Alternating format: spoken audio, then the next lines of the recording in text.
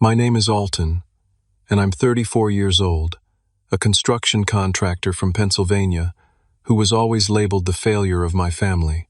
Despite working harder than anyone I knew, my parents gave my brother $120,000 for a house while telling me I wasn't worth their investment, so I stopped calling them completely. 2 years of silence passed until my brother drove past my property one day and immediately called our dad, screaming into the phone, "You need to see what Alton has built." Before I dive into this story, let me know where you're watching from in the comments. Hit that like and subscribe button, and get ready for a journey about defining success on your own terms. I grew up in a comfortable middle-class neighborhood in the suburbs of Pittsburgh, Pennsylvania, where appearance mattered almost as much as your kids' achievements. Our house wasn't the biggest on the block, but my parents, Richard and Elaine, made sure it was always perfectly maintained, at least on the outside. Dad worked as a senior loan officer at a regional bank, and Mom sold real estate. They were the definition of proper suburban professionals, and they expected nothing less from their sons. From my earliest memories, the family dynamic was crystal clear. My brother Kyle, 3 years younger than me, was destined for greatness. I was the problem child, not because I got into trouble, but because I didn't fit their narrow definition of success. Kyle was naturally gifted at academics. He would bring home perfect report cards without seeming to try, while I spent hours studying just to maintain B-minuses in most subjects. "Why can't you be more like your brother?" became the unofficial family motto. Every parent-teacher conference ended the same way, with my father's tight-lipped disappointment and my mother's rehearsed smile as they assured my teachers they'd work with me on my academic performance. What my parents never acknowledged was that I had my own talents. While Kyle excelled at mathematics and science, I had an intuitive understanding of how things worked. I could take apart and reassemble almost anything mechanical by the time I was 10. I could look at a broken appliance and instinctively understand what needed fixing. My hands seemed to know what to do before my mind could explain it. When I was 14, I spent an entire summer building a treehouse in our backyard. Not some simple platform with a ladder. This was a 2-story structure with windows, a trapdoor, and even a small deck.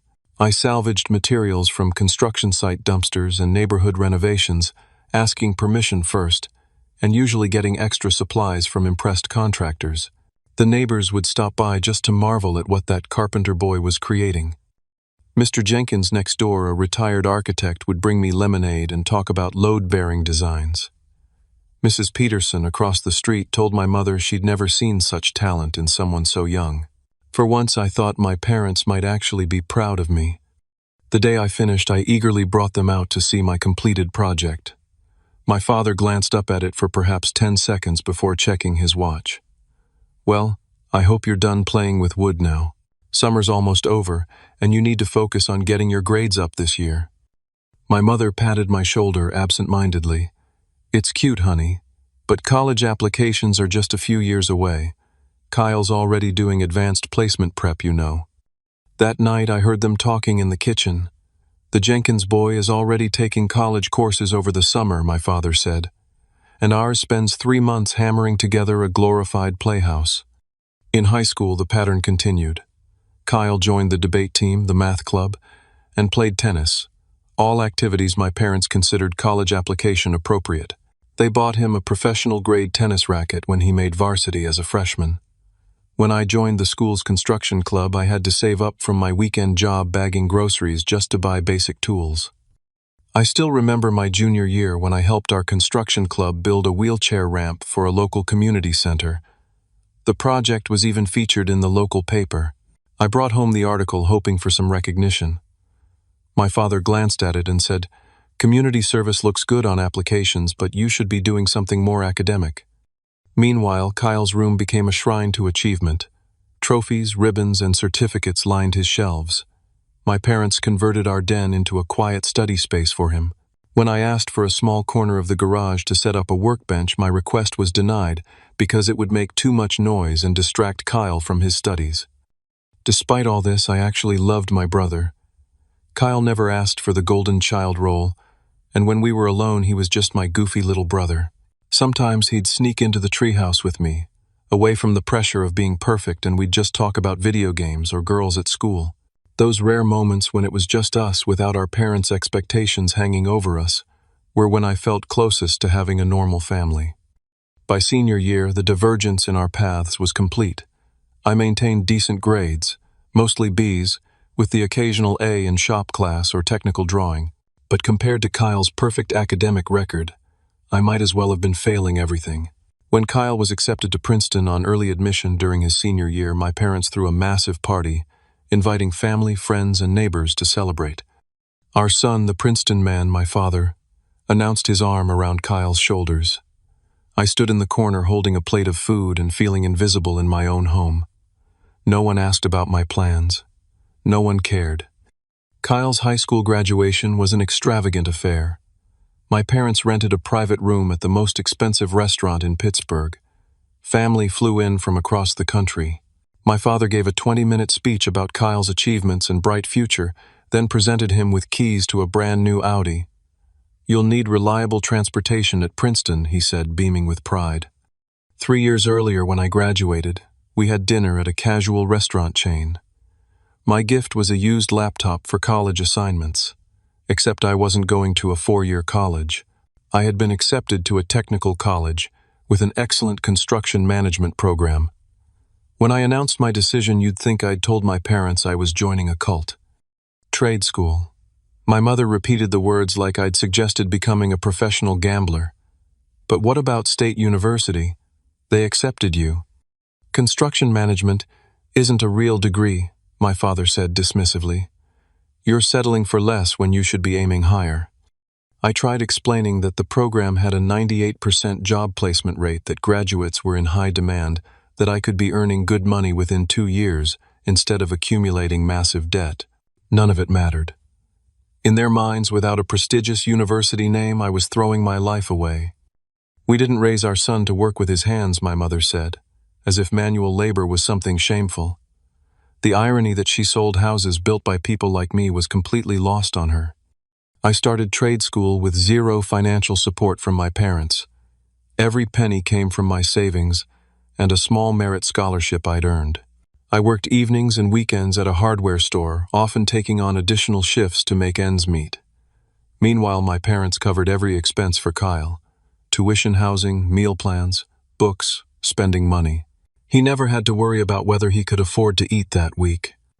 Despite the challenges, I thrived in trade school. For the first time, I was learning things that actually interested me. My instructors recognized my aptitude and encouraged my growth. Mr. Pos Rodriguez, my construction management professor, would often stay late to discuss advanced techniques or introduce me to industry contacts. "You've got something special, Alton," he told me once. "You understand both the craft and the business side. That's rare." I graduated at the top of my class, but my parents didn't attend the ceremony.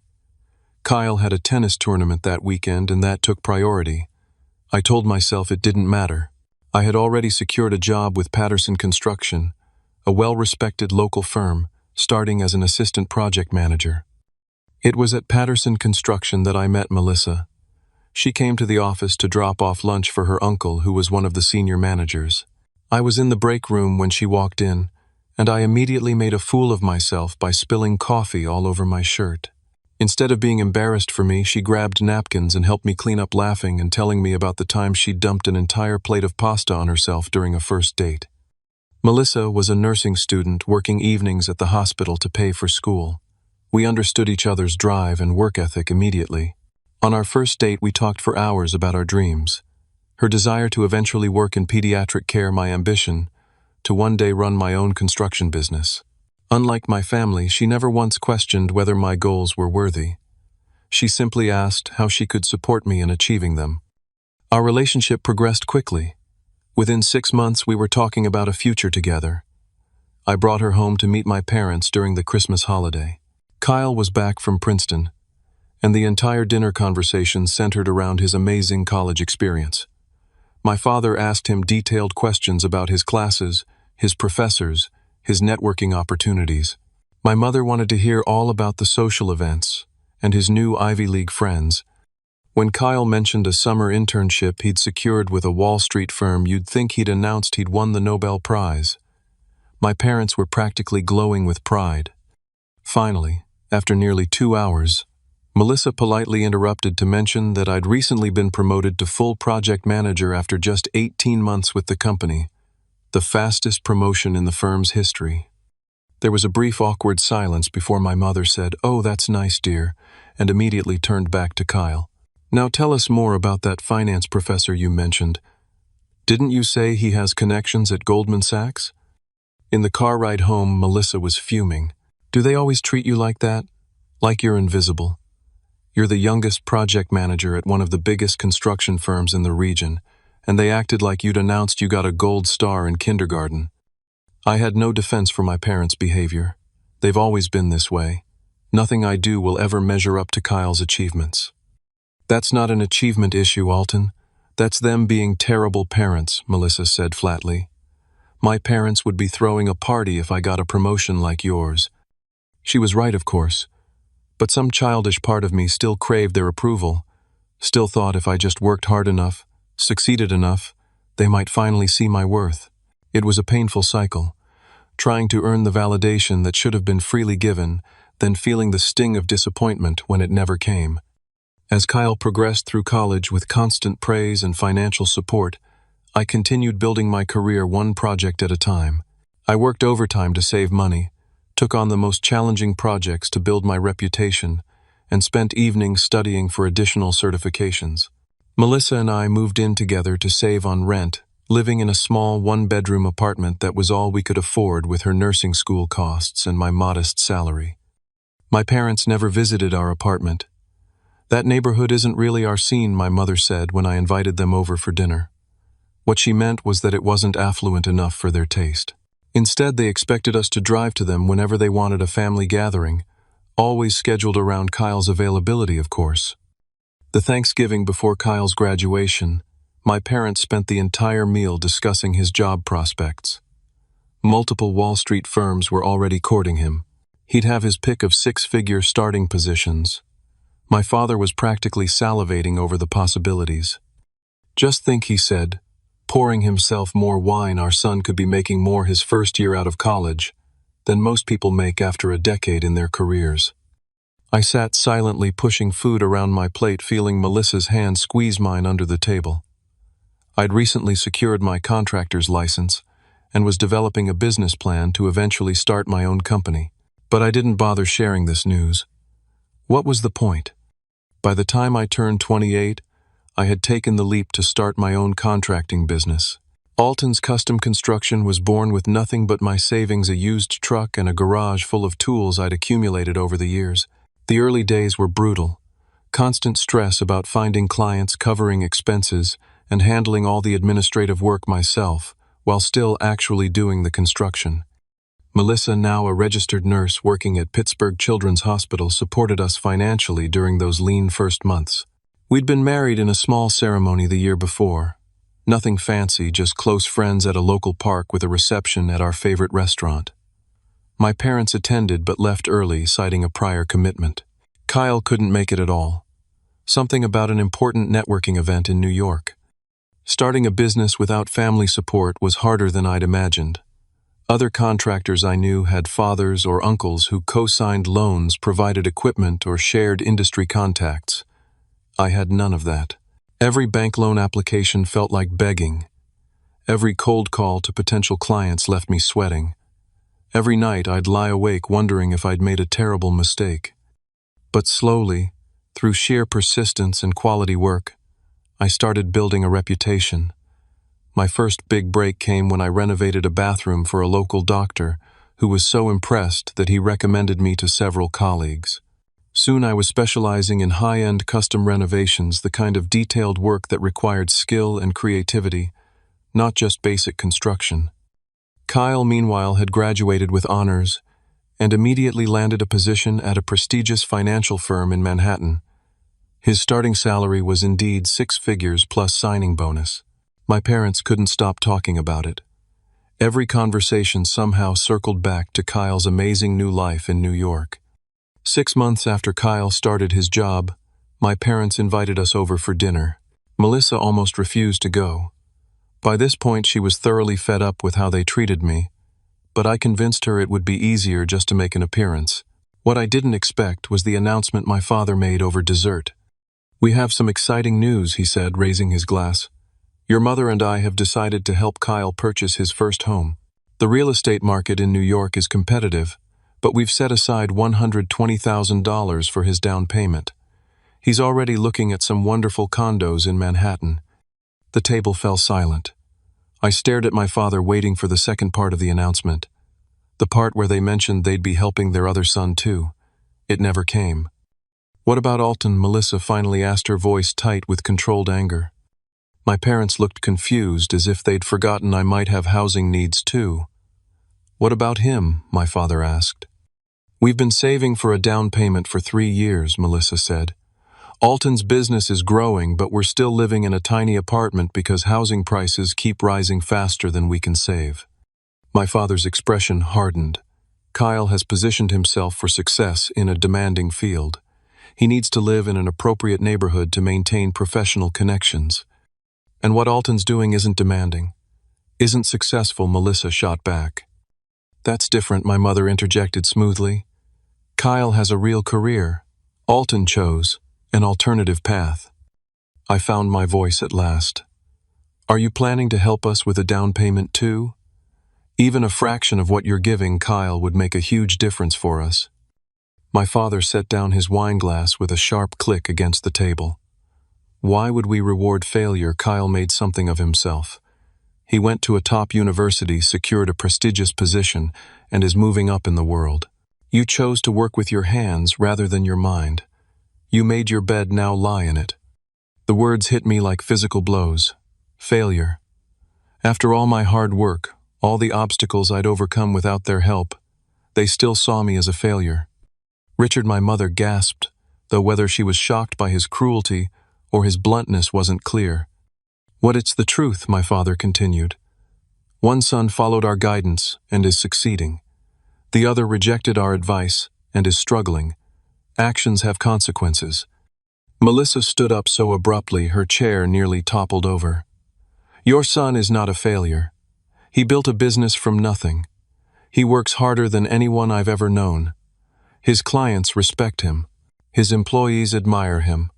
The only people who can't see his worth are the 2 people who should have been his biggest supporters." She grabbed her purse. "We're leaving. Now." The drive home was silent for the first 10 minutes. Then Melissa exploded. "That's it. We're done with them.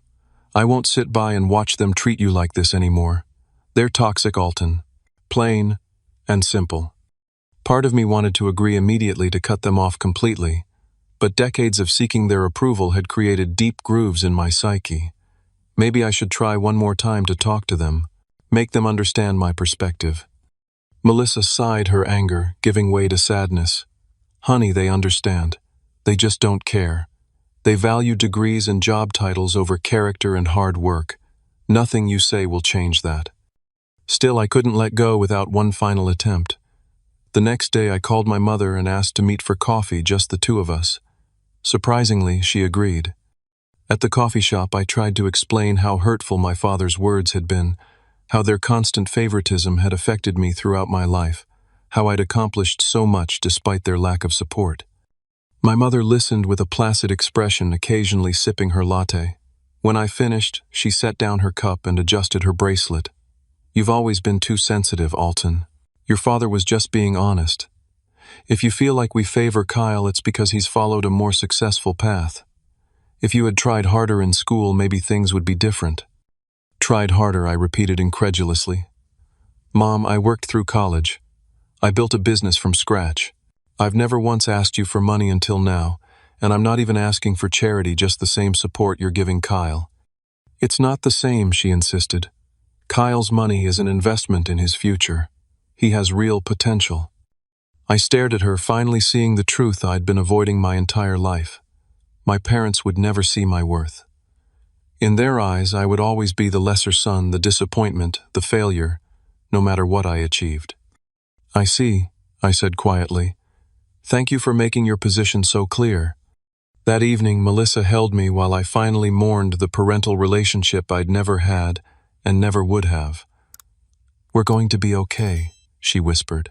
We'll build our own family, one built on unconditional love. The next morning I made my decision. I would stop calling my parents, stop visiting, stop trying to earn the unearnable. If they wanted a relationship with me, they would have to take the first step, and it would have to include recognition of how they'd hurt me and a genuine change in their behavior. That was the last meaningful conversation I had with my parents. For the next 2 years, our only interaction was brief, cold exchanges at the occasional family event we both attended. They never called to check on me. They never seemed to notice my absence from their lives. After cutting contact with my parents, I felt a strange mix of grief and liberation. The grief was for the relationship I'd always wanted, but never had. The liberation came from finally stopping the endless cycle of seeking approval that would never come. Melissa noticed the change in me almost immediately. "You stand taller," she observed one morning as I was getting ready for work. "Like you've put down a heavy backpack you've been carrying for years." I channeled my complicated emotions into my work, taking on more challenging projects and pushing myself to expand my skills. My 3-year business plan became a 1-year sprint. I hired my first employee, a talented carpenter named James, who brought fresh ideas to our projects. Soon after, I added a second, Miguel, a master tile setter whose detailed work became one of our company's signature features. Finding a mentor proved crucial during this growth phase. Frank Donovan was a 67-year-old contractor who'd run a successful construction business for over 40 years. We met when I bid on a project that turned out to be his daughter's house. Rather than seeing me as competition, Frank saw potential. He began inviting me to lunch, sharing insights about business management, client relations, and the technical aspects of larger projects. "You've got good hands and a good head," Frank told me over sandwiches one day. "That's rare in this business. Most have one or the other, not both." When Frank mentioned he was considering retirement within a few years, he made an unexpected offer. "I'd like you to consider buying my business when the time comes. My son's not interested, and I'd rather see it go to someone who'll maintain the quality we're known for." This was a game-changing opportunity. Frank's business was well established with a loyal client base and specialized in high-end custom homes, exactly the direction I wanted to take my own company. We began discussing a gradual transition plan that would allow me to learn every aspect of his operation while growing my own. Around this time, a unique property opportunity arose. A 5-acre parcel of land just outside the city limits came up for sale at a remarkably low price because of access challenges. The property was beautiful, partially wooded with a natural clearing, but the steep access road needed significant work before it would be passable year-round. Most buyers were deterred by the engineering challenges, but I saw potential. The location was just 15 minutes from downtown Pittsburgh, but felt completely secluded. The price was less than half the market rate for comparable lots. Most importantly, I could envision exactly what I wanted to build there, not just a home, but a statement of my craft and vision. I took a calculated risk, leveraging every asset I had to secure a loan for the land purchase. Melissa was nervous but supportive. "If anyone can make that property work, it's you," she said after walking the land with me one Saturday morning. The first 6 months were backbreaking. I spent every weekend and many evenings after work clearing the land and improving the access road. Frank lent me his bulldozer, teaching me to operate it properly to grade the steep sections. James and Miguel often joined me on Saturdays, working for nothing but beer and barbecue, because they believed in the vision too. During weekdays, I focused on growing the business, taking on increasingly prestigious renovation projects, and building our reputation for exceptional craftsmanship. Nights were spent at the kitchen table drafting plans for our future home, a modern craftsman design that would showcase sustainable building techniques and custom woodwork throughout. By the 1-year mark after cutting ties with my parents, Alton's custom construction had grown to 5 full-time employees and a steady stream of high-end projects. We'd completed the access road to our property and poured the foundation for our home. I was working 14-hour days between the business and our personal build, coming home, exhausted but deeply satisfied in a way I'd never felt before. Melissa had been promoted to charge nurse at the hospital, which improved our financial situation. Still, we lived frugally, saving every possible penny to pour into the land and the business. While Kyle posted photos on social media of exotic vacations and expensive restaurants, we spent our rare free days working on our property, picnicking on the half-finished deck that would eventually become our outdoor living space. The irony wasn't lost on me. Kyle, with his prestigious degree and high-paying job, was still dependent on our parents for housing. Meanwhile, I was building something truly mine, something tangible and lasting, without a penny of family support. The design for our home became my obsession, a 2-story, 3,000-square-foot craftsman with an open floor plan, huge windows overlooking the wooded portion of our property, and custom details throughout. The main floor featured soaring ceilings with exposed timber beams I'd hand-selected and finished. The kitchen showcased cabinetry I built myself from walnut harvested from our own land. At the far end of the property, I designed a separate workshop and showroom where clients could see material samples, review plans, and watch demonstrations of specialized techniques. This became the new headquarters for Alton's Custom Construction, allowing us to present a more professional image than the small office space we'd been renting in town. Building our dream while running a growing business meant progress was slower than I'd hoped. There were nights I came home so physically exhausted I could barely eat dinner before falling asleep. There were mornings I could hardly move from muscle soreness. But seeing the structure take shape, knowing that every detail reflected my vision and craftsmanship, made the struggle worthwhile. Financial stress remained a constant companion. A major commercial client delayed payment for 3 months, forcing us to take out a short-term loan to meet payroll. A sudden price increase in lumber added thousands to our home building costs. Melissa's car needed an expensive transmission repair.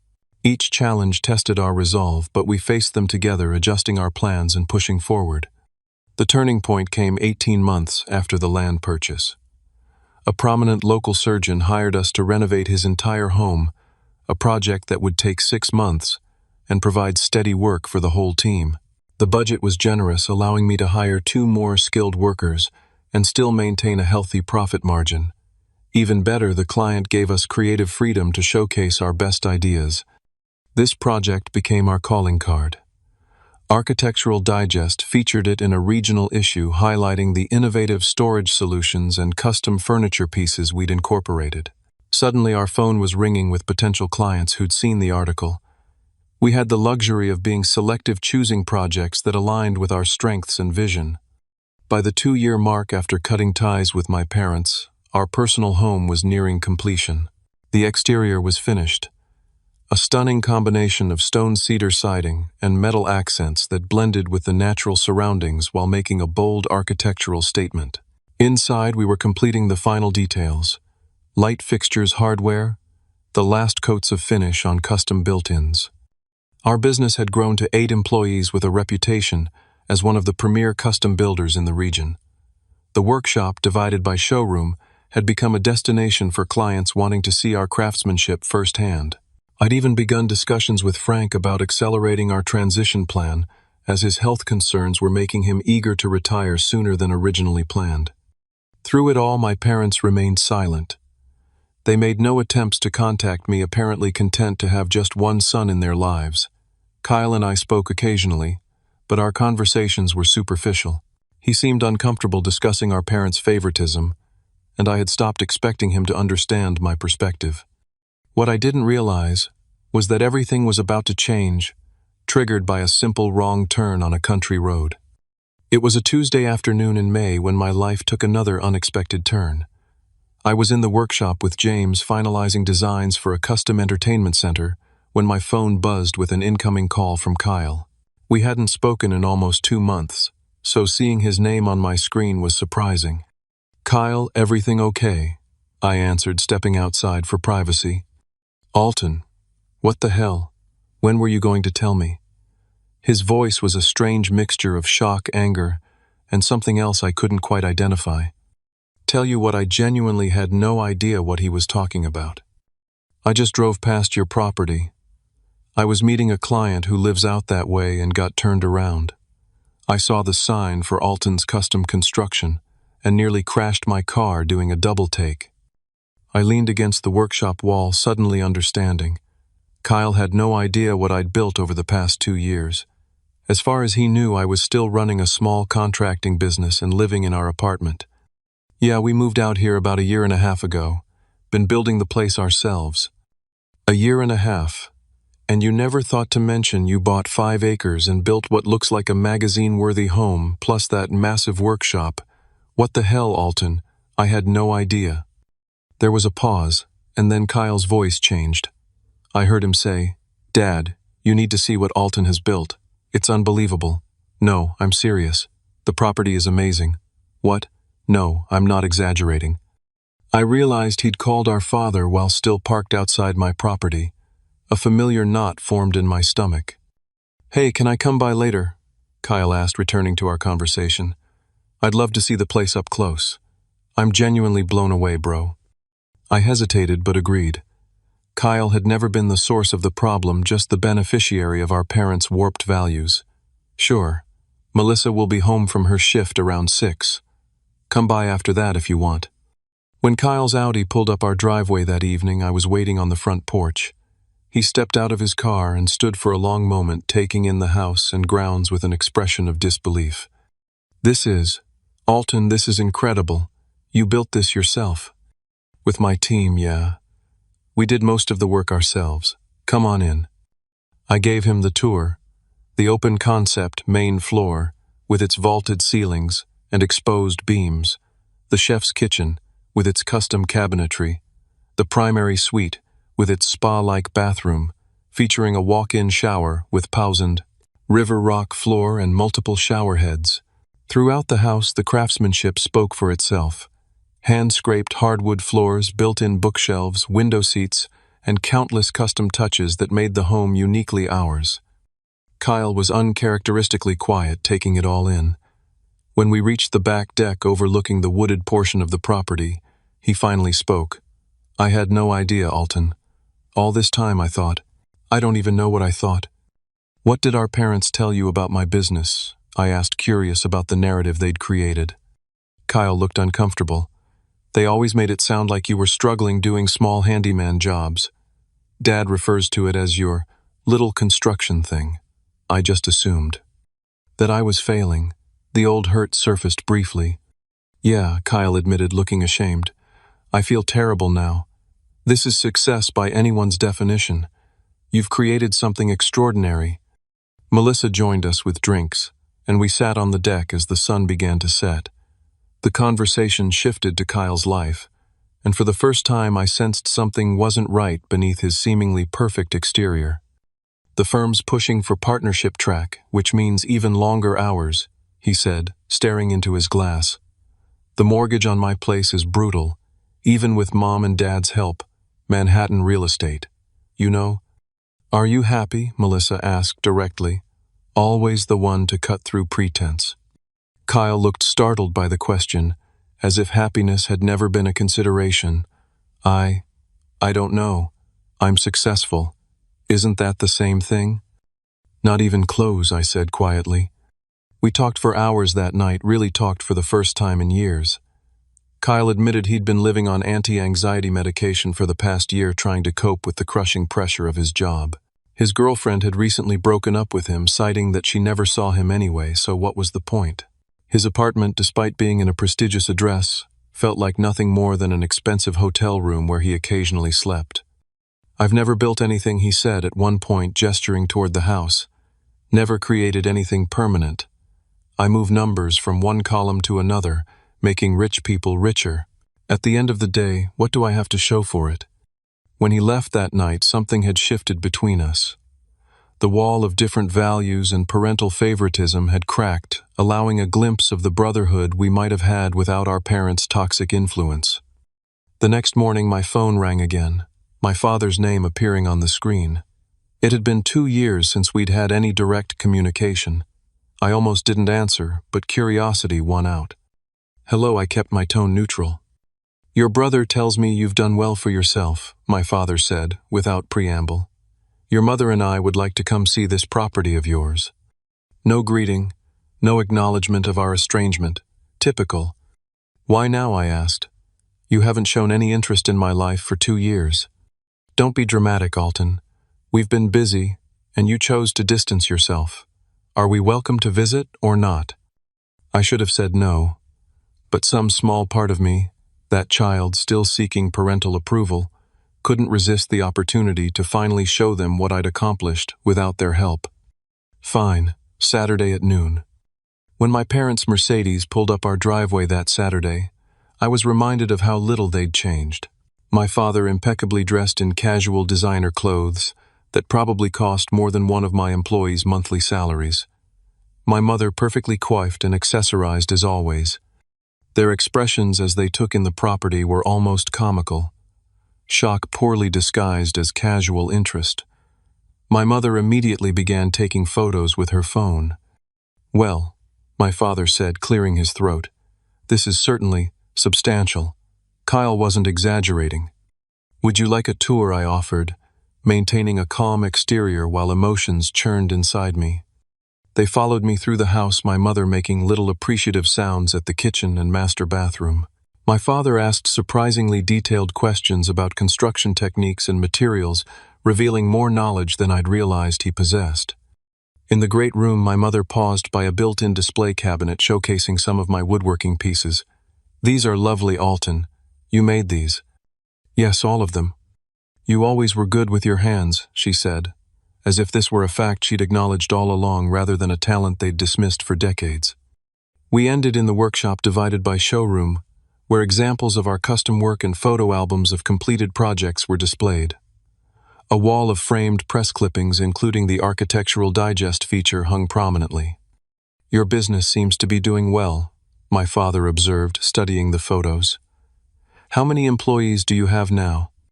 8 full-time plus subcontractors for specialized work. We're booked solid for the next 18 months. "That's impressive," he admitted grudgingly. "I suppose you found your niche." My mother was flipping through one of our project albums. "These homes are in Grandview Estates. The Hendersons live there. They're in my garden club. Did you work on their house?" "We renovated their kitchen and master bath last year." Her eyes widened. "Really?" Margaret raved about their renovation. "I had no idea that was your work." Something in me snapped. After years of diminishment here, they were suddenly interested now that they realized my work might impress their social circle. Now that they understood I hadn't failed after all, they wanted to claim connection. "Let me ask you something," I said, my voice deceptively calm. "If I'd stayed in that apartment, if my business had remained small, would you be here today?" My father frowned. "What kind of question is that?" "A simple one. If Kyle hadn't driven by and seen this place, would you have ever reached out to me? Would you have ever tried to understand my life?" "You're the one who stopped calling my mother," said defensively. "After you made it abundantly clear that nothing I did would ever be good enough. After Dad called me a failure to my face. After you gave Kyle $120,000 for a down payment while telling me I didn't deserve your help because I chose the wrong career." My father's expression hardened. "You're being oversensitive. We supported Kyle because he followed the path we laid out for him. You chose differently. And that's exactly the problem. Your love, your support, your respect, all conditional on following your narrow definition of success. Do you have any idea what it feels like to grow up knowing nothing you do will ever be good enough? To have your achievements dismissed because they don't fit your parents' preconceived notions of what matters?" My mother's eyes filled with tears. "That's not fair, Alton. We always wanted what was best for you." "No. You wanted what you thought was best for your image. You were embarrassed by my career choice. You couldn't brag about me at your country club like you could about Kyle, the Princeton graduate. It was never about my happiness or my talents. It was about how my life reflected on you." My father's face had reddened dangerously. "We gave you everything growing up. A good home, opportunities. Opportunities to be like Kyle, never opportunities to be myself." I took a deep breath, steadying my voice. "You know what the sad part is. If you'd supported me even a fraction as much as you supported him, I would have included you in all this." I gestured to the property around us. "You could have been part of building this dream. Instead, you're just visitors gawking at what your failure son managed to create without you." "I think we should go," my father said stiffly. "You clearly have some unresolved issues to work through." My mother looked torn, her social mask cracking slightly. Alton, I didn't realize you felt this way. Perhaps we could talk more about this another time. What's there to talk about? Has anything I've said today actually penetrated? Do you understand how deeply you hurt me? Do you even care? When neither of them answered immediately, I had my response. That's what I thought. You're welcome to see yourselves out. As they walked to their car, I heard my father mutter, ungrateful after everything we've done, confirming that nothing I'd said had made any difference. They simply couldn't see beyond their own narrative. What I didn't expect was that Kyle had arrived during our confrontation and had been standing just outside the workshop door, hearing the entire exchange. As my parents' Mercedes disappeared down the driveway, Kyle stepped into view. His expression was complicated, part embarrassment, part sadness, part something I couldn't quite identify. How long have you been standing there? I asked. Long enough, he replied, shoving his hands in his pockets. Can we talk? We walked toward the creek that ran along the edge of the property, following a path I'd cleared through the woods. Neither of us spoke until we reached a small bench I'd built overlooking the water. They really don't get it, do they? Kyle finally said. They never have. They never will. Kyle picked up a stone and tossed it into the water. I owe you an apology, Alton. I knew they favored me, but I never stood up for you. I just accepted it as normal, even when it wasn't. I shrugged. You were a kid, too. It wasn't your responsibility to fix our parents. Still, he threw another stone. I should have seen what it was doing to you. The truth is, I was scared to rock the boat. Their approval felt so conditional that I was terrified of losing it. And now, I asked. Kyle turned to face me directly. Now, I'm drowning, Alton. That perfect life they wanted for me. It's killing me slowly. What followed was a confession I never expected from my seemingly perfect brother. Kyle revealed that he was deeply in debt despite his high salary and our parents' help. His Manhattan apartment had a mortgage that consumed nearly 60% of his monthly income. The prestigious address came with expectations, designer clothes, expensive restaurants, exclusive clubs, that drained his remaining funds. I'm working 80-hour weeks just to maintain the illusion that I'm living the dream, he admitted. I haven't had a full night's sleep in months. My doctor says my blood pressure is dangerously high for someone my age. Worse than the financial strain was the spiritual emptiness. Kyle described his work as morally bankrupt, helping wealthy clients exploit tax loopholes, sometimes pushing the boundaries of legality. His firm's culture was cutthroat, with colleagues more likely to sabotage than support one another. My girlfriend didn't just leave because I was never home, he confessed. She left because when I was home I was a shell, anxious, irritable, completely emotionally unavailable. The last thing she said to me was that I'd become a soulless corporate drone with nothing to offer but a good income. The worst part is she was right. As Kyle continued talking, Melissa joined us, bringing drinks and sitting quietly beside me. Her presence seemed to encourage Kyle to open up even more. You know what I thought when I saw your place yesterday? Kyle asked. I wasn't just impressed, I was jealous. Deeply, profoundly jealous. Not of the house itself, though it's amazing, but of the life it represents. You built something real. You have purpose. You come home exhausted because you've created something, not because you've been manipulated and manipulated others all day. Melissa spoke up. What would you do if you could start over? If our parents' expectations weren't a factor? Kyle laughed humorlessly. That's the sad part. I have no idea. I've spent so long being what they wanted that I don't know who I am anymore. I studied my brother, seeing him clearly, perhaps for the first time. Beyond the designer clothes and perfect haircut was a deeply unhappy man who'd traded his authentic self for external validation. It's not too late to change course, I said. You're only 31.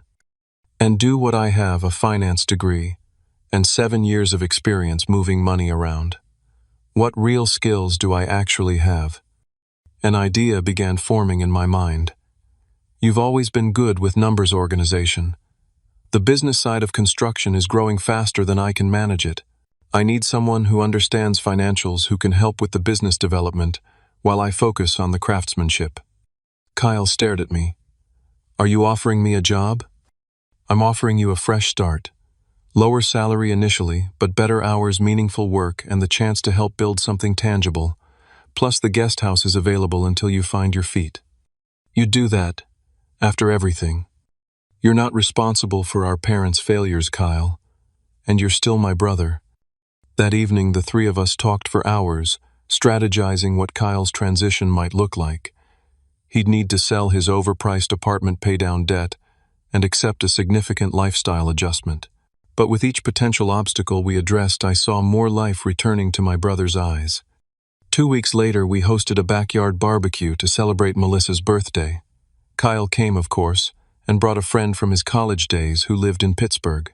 To my surprise, my parents accepted the invitation as well, apparently deciding to ignore our confrontation rather than address it. As we gathered around the patio table, Kyle cleared his throat and raised his glass. I have an announcement to make. I've decided to make some changes in my life. I've put my apartment on the market and I've given notice at the firm. My mother's fork clattered against her plate. What? Why would you do that? Your position is so prestigious. Because I'm not happy, Mom. I haven't been happy for years, actually. My father's face darkened. This is ridiculous. You don't throw away a career like yours because of some temporary dissatisfaction. Everyone has bad days at work. It's not temporary, Dad, and it's not just bad days. I'm miserable, my health is suffering, and I've realized there are more important things in life than prestige. What will you do instead? My mother asked, clearly struggling to maintain her composure. Kyle took a deep breath. I'm joining Alton's company. I'll be handling the business operations while he focuses on the construction side. The silence that followed was absolute. My father's face went through a remarkable series of expressions: shock, disbelief, anger, before settling on something close to disgust. You can't be serious, he finally said. Throwing away an Ivy League education to work for your brother's little construction company. This is absurd. Kyle straightened his shoulders. Actually, it's not little at all. Alton's built something remarkable here. His company has a wait list of clients' profiles in major publications and a reputation for exceptional quality. I'll learn more about real business working with him than I ever did shuffling papers on Wall Street. This is your influence, my mother accused, turning to me. You've filled his head with nonsense because you're jealous of his success. Melissa laughed out loud. Jealous? Have you looked around you? At what your failure son has built while you were busy bragging about Kyle at your country club? Alton doesn't need to be jealous of anyone. My father pushed back his chair. I won't support this foolishness. Kyle, if you go through with this, don't expect any more financial assistance from us. No more help with your mortgage, no more covering your credit card when you overspend. For the first time I could remember, Kyle didn't back down under our father's disapproval. That's fine, Dad. I'm 31 years old. It's time I stood on my own 2 feet anyway, like Alton has been doing since he was 18. You'll regret this, my father warned, standing up. Both of you. Come, Elaine. We're leaving. My mother hesitated, looking between her sons with genuine confusion, as if unable to compute what was happening. Then she stood and followed my father to their car. As the sound of their engine faded, Kyle released a shaky breath. Well, that went about as well as expected. I clapped him on the shoulder. Welcome to the world of parental disappointment. First time's the hardest. Does it get easier? He asked. Not easier exactly. You just stop measuring your worth by their approval. The transformation in Kyle over the following weeks was remarkable. He sold his Manhattan apartment for a slight profit, paid off his credit card debt, and moved into our guest house. He bought sensible, comfortable clothes to replace his designer wardrobe. He started jogging on the trails I'd cleared through our property. The perpetual dark circles under his eyes began to fade. His first week working at Alton's custom construction was a steep learning curve. I started him with basic tasks: organizing project files, updating our accounting system, creating a more efficient scheduling process. Despite his Ivy League degree, Kyle approached each task with humility, asking questions and admitting when he didn't understand something. What surprised me most was discovering Kyle's natural aptitude for aspects of the business I'd been neglecting. He completely redesigned our client proposal process, making it more professional and comprehensive.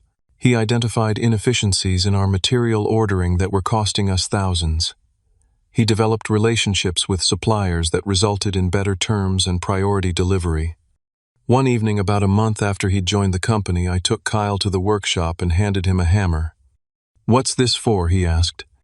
"Time you learn the basics of what we actually do. You can't run the business side effectively if you don't understand the craft." I started him with simple tasks, measuring cutting basic joinery. His first attempts were clumsy as expected, but he approached learning with the same intensity he'd once directed at his corporate career. To my surprise, he showed a natural feel for the materials, an intuitive understanding that couldn't be taught. "It's in the blood," I joked as he completed his first solo project, a simple side table with a surprisingly elegant design. "Maybe," Kyle said, running his hand over the finished surface. "Or maybe it's just that this is the first thing I've created that actually exists in the real world, not just as numbers on a spreadsheet." As summer turned to fall, Kyle continued his transformation. He moved out of the guest house into a modest apartment closer to our office. He started dating a veterinarian he met through one of our clients, a down-to-earth woman who seemed genuinely delighted by his newfound authenticity. Most importantly, the haunted look that had become his permanent expression was replaced by something approaching contentment. Our parents maintained their distance, true to their threat to withdraw support. Occasionally, we'd receive stiff, formal texts from our mother asking about our well-being, but no acknowledgement of the rift or attempts to repair it. It was as if they were waiting for Kyle to fail to come crawling back, admitting he'd made a terrible mistake. Instead, Kyle thrived. By the 6-month mark, his contributions had allowed us to take on 20% more projects while maintaining our quality standards. His business acumen complemented my craftsmanship in ways I hadn't anticipated. We weren't just brothers anymore. We were becoming true partners. The following spring brought unexpected news. Melissa was pregnant with our first child. We'd been trying for nearly a year, and the positive test brought a joy I hadn't known was possible. Kyle was equally excited about becoming an uncle, immediately beginning plans for a custom crib he insisted on building himself. "You've taught me enough basics that I should be able to manage something that won't collapse," he joked already, sketching designs based on Scandinavian models he'd researched. Our business continued to flourish. Frank had officially retired, selling me his client list and referring his long-term customers to our company. We'd grown to 12 full-time employees and moved into a larger workshop space, though we maintained the showroom on our property for its picturesque setting that impressed potential clients. The most significant development came when a regional home design magazine featured one of our recent projects, a complete renovation of a historic craftsman home that had required both innovative solutions and respect for the original architecture. The 8-page spread showcased our work in stunning detail, with particular focus on the custom cabinetry and built-ins that had become our signature. The article mentioned my background, describing how I'd built the business from scratch without family support or connections. It highlighted our company's rapid growth and the recent addition of my brother to the management team. The writer even included photos of our personal home, calling it a testament to the owner's vision and craftsmanship. The magazine hit newsstands on a Wednesday. By Thursday evening, I received an unexpected text from my mother. "Saw the article. Your father and I would like to attend the project showcase mentioned for next month. Is that acceptable?" I showed the message to Melissa and Kyle, unsure how to respond. Neither of my parents had made any meaningful attempt to understand our perspective or acknowledge their hurtful behavior. This sudden interest felt opportunistic rather than genuine.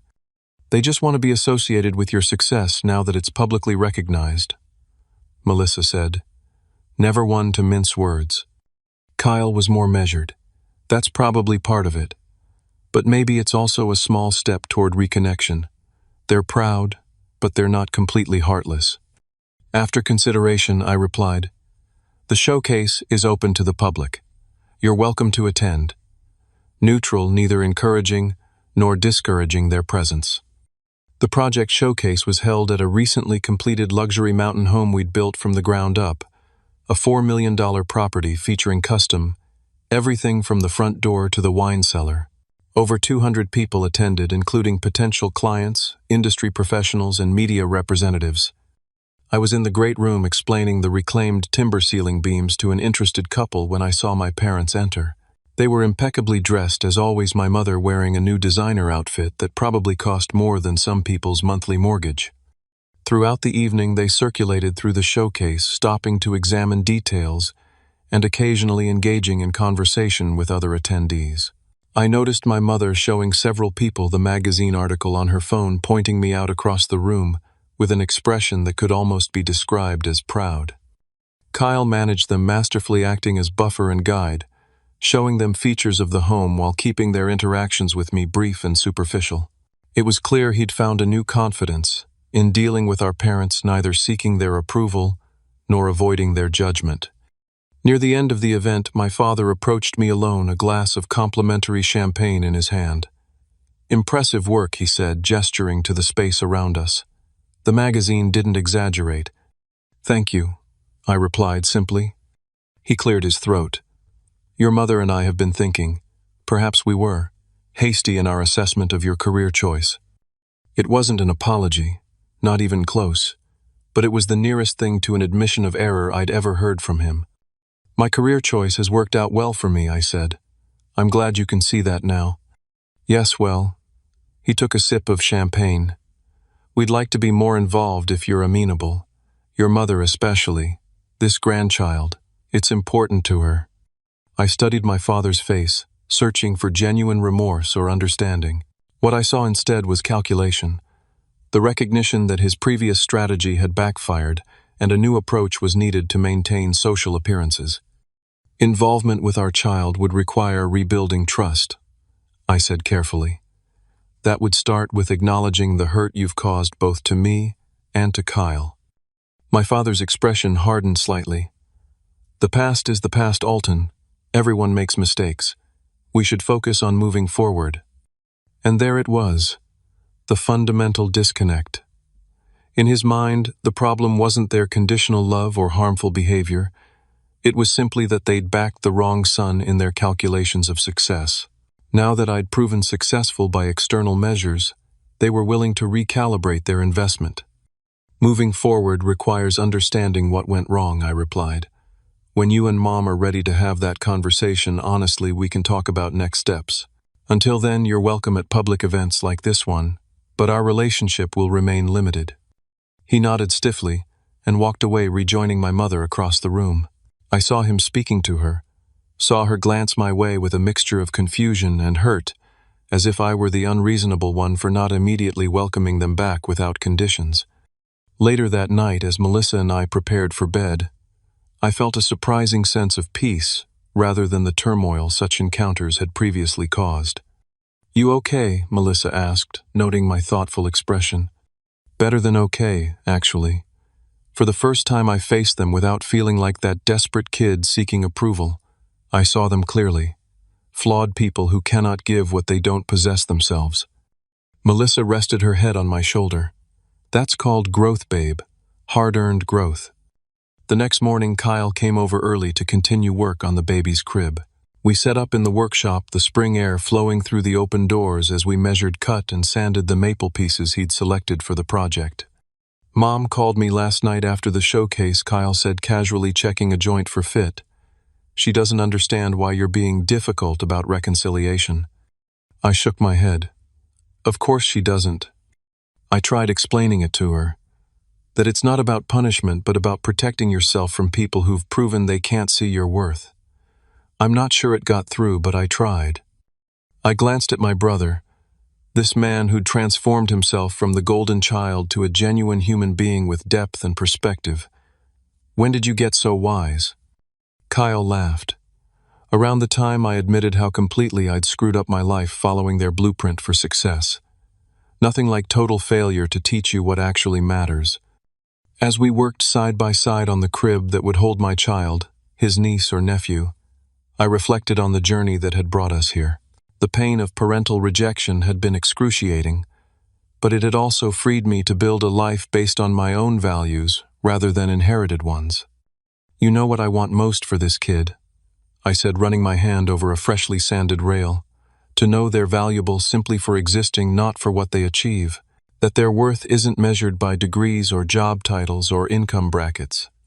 They'll know, Kyle assured me, because that's how you and Melissa will parent. You'll break the cycle. That evening, standing on our deck watching the sunset over the property we'd transformed from raw land to our sanctuary, I felt a profound gratitude. The path hadn't been easy, but it had been mine.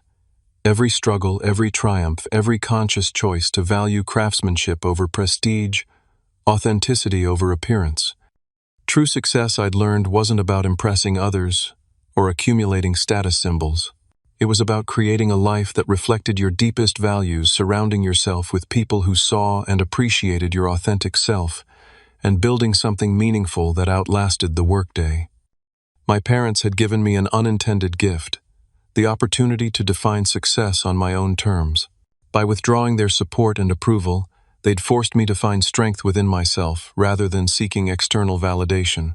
That lesson would guide how I parented my own child, how I mentored my employees, how I moved through the world.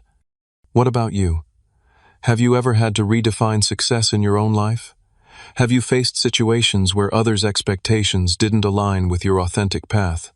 Share your experiences in the comments below. And if this story resonated with you, please hit that like button and subscribe for more real-life journeys of finding your way despite the odds. Remember, the most beautiful foundations are sometimes built on the pain of being underestimated. Thank you for listening, and may you find the courage to build your life on your terms, not someone else's.